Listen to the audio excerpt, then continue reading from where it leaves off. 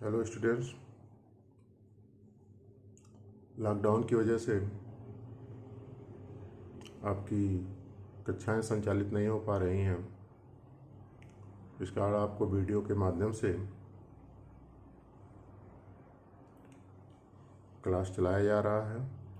उम्मीद करते हैं कि आप इसका अध्ययन करेंगे। समय भी है आपके पास घर पे, उसका सदुपयोग करेंगे। सर्वप्रथम हम कक्षा 12 के रसायन विज्ञान के पाठ्यक्रम को आपको बताना चाहेंगे। आपका पाठ्यक्रम देखें तो कुल 16 इकाई है आपके पाठ्यक्रम में। पहला ठोस अवस्था, दूसरा विलयन, तीसरा विद्युत रसायन, रासायनिक बलगतिकी, पृष्ठ रसायन, तत्वों के निष्कर्षण के सिद्धांत एवं प्रक्रम, पी ब्लॉक के तत्व, डी एवं एफ ब्लॉक के तत्व, उप सहसंयोजक यौगिक, हैलो एल्केन एवं हैलो एरीन, अल्कोहल, फिनाल एवं ईथर, एल्डिहाइड, कीटोन एवं कार्बोक्सिलिक अम्ल, नाइट्रोजन युक्त कार्बनिक यौगिक, जैव और बहुलक एवं दैनिक जीवन में रसायन। ये कुल जो है आपके 16 इकाई हैं, 16 खंड हैं, चैप्टर कह सकते हैं आप इनको। तो हम सबसे पहले शुरू करते हैं। आपका जो है थोड़ा सा सिंपल चैप्टर, बाकी ठोस अवस्था आपका पहला चैप्टर है। रसायन विज्ञान में ये चैप्टर आपको पहली बार जो है इंटरमीडिएट में मिलता है। विलयन शुरू करते हैं। सर्वप्रथम हम शुरू करते हैं इकाई 2 विलयन सॉल्यूशन। विलयन किसे कहते हैं, बहुत पहले से ही आपको ये परिभाषा बताई गई है। 2 या 2 से अधिक पदार्थों के सामग्री मिश्रण को विलयन कहते हैं। विलयन में कम से कम 2 घटक होते हैं, और भी हो सकते हैं, जिसमें एक विलायक होता है। उसके बाद के घटक को विलेय कहते हैं। विलेय की मात्रा कई हो सकती है, कई विलेय हो सकते हैं। विलयन एक प्रावस्था निकाय होता है, वन फेज सिस्टम। प्रावस्था या फेज किसी भी निकाय का वह छोटे से छोटा भाग होता है जो उस पूरे निकाय में समान रूप से विस्तृत होता है। उस एक छोटे से भाग को लेकर के हम उस निकाय या उस पदार्थ के सभी गुणों की व्याख्या कर सकते हैं। वही प्रावस्था या फेज कहलाता है। तो विलयन के गुणों की व्याख्या करने के लिए विलयन का एक छोटा सा भाग ही पर्याप्त होता है, और वही छोटा सा भाग पूरे विलयन में समान रहता है। मतलब एक ही फेज होता है, एक ही प्रावस्था होती है विलयन की। इसी कारण उसको एक प्रावस्था निकाय या वन फेज सिस्टम कहते हैं। सामान्यतः विलयन में जिस घटक की मात्रा अधिक होती है उसे विलायक कहते हैं, तथा दूसरे घटक को विलेय कहा जाता है।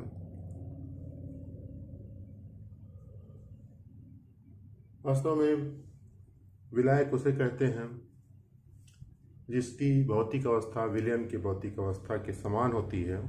जैसे चीनी और पानी का अगर हम विलयन बना रहे हैं तो जो विलयन बनेगा उसकी भी अवस्था, भौतिक अवस्था आपको ध्रुव दिखाई देती है। और चीनी और पानी जो कि 2 घटक हैं इस विलयन के, उसमें पानी की या जल की भौतिक अवस्था क्या है, द्रव है। तो यहाँ जल जो है विलायक का कार्य करेगा, इसे विलायक कहेंगे।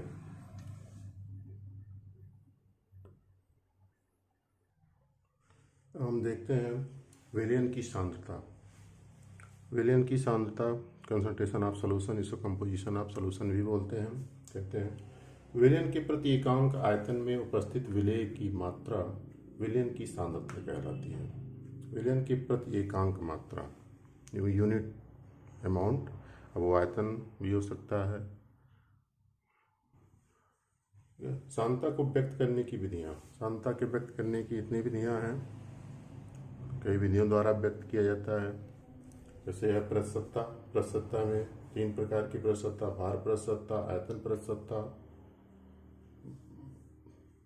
भार प्रतिशतता, भार आयतन प्रतिशतता और आयतन प्रतिशतता।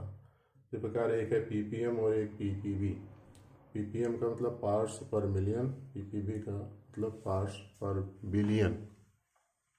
ग्राम प्रति लीटर सांद्रता, मोलरता, मोललता, नॉर्मलता, मोल प्रभाज और फार्मलता। हम देखते हैं प्रतिशत सांद्रता या प्रतिशतता। प्रतिशतता 3 प्रकार से व्यक्त की जाती है। भार आयतन प्रतिशतता, भार प्रतिशतता, भार आयतन प्रतिशतता और आयतन प्रतिशतता। भार प्रतिशतता को परिभाषित करते हैं प्रति 100 ग्राम विलयन में उपस्थित विलेय के ग्रामों की संख्या। विलयन की भार प्रतिशतता कहलाती है। इसको W/W से प्रदर्शित करते हैं। W/W बराबर होता है विलेय का भार ग्राम में बटे विलयन का भार ग्राम में गुणे 100। उसी प्रकार भार आयतन प्रतिशतता, इसको W/V से भी प्रदर्शित करते हैं। प्रति 100 ml विलयन में विलेय उपस्थित विलेय के ग्रामों की संख्या विलयन की भार आयतन प्रतिशतता कहलाती है। इसको W/V से प्रदर्शित करते हैं। विलेय का भार W/V बराबर होगा आपका विलेय का भार ग्राम में, इसको फार्मूला के रूप में भी बना सकते हैं, बटे विलयन का आयतन ml में गुणे 100। आयतन प्रतिशतता, इसको V/V कहते हैं। इसका प्रयोग तब किया जाता है जब 2 द्रवों का विलयन बनाना होता है। आयतन प्रतिशतता V/V प्रति 100 ml विलयन में उपस्थित विलेय के ml की संख्या, मिलीलीटरों की संख्या विलयन की आयतन प्रतिशतता कहलाती है। इसको सूत्र के रूप में V/V बराबर विलेय का आयतन ml में विलयन का आयतन ml में गुणे 100। इस प्रकार से हम भार प्रतिशतता प्रतिशत सांद्रता का प्रयोग करते हैं।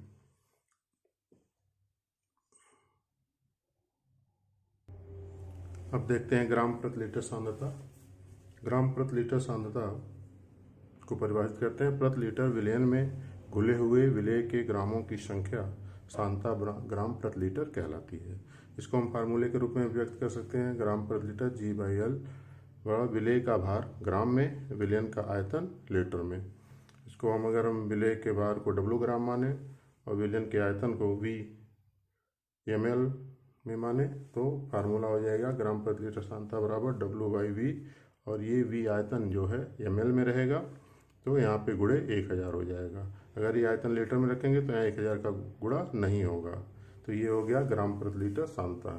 सामान्यतः हम जो अपने घरों में या विलयन बनाते हैं वो ग्राम प्रति लीटर सांद्रता की इकाई का ही प्रयोग करते हैं।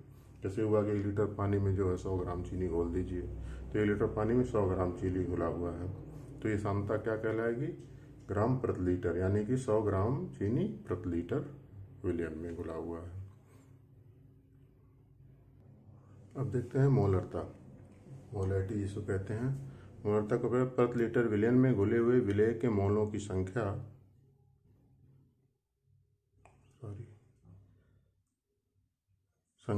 विलयन की मोलरता कहलाती है।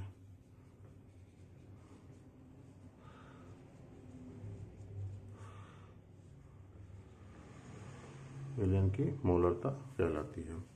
ठीक है, इसको हम फार्मूले के रूप में करेंगे तो मोलरता बराबर हो जाएगा विलेय के मोलों की संख्या बटे विलयन का आयतन लीटर में। अब हम विलेय के मोलों की संख्या को n से प्रदर्शित करें और आयतन को v से प्रदर्शित करें तो जाएगा मोलरता बराबर n बटे v इन लीटर। अब यहाँ पे देखें विलेय के मोलों की संख्या बराबर n बराबर होती है विलेय का भार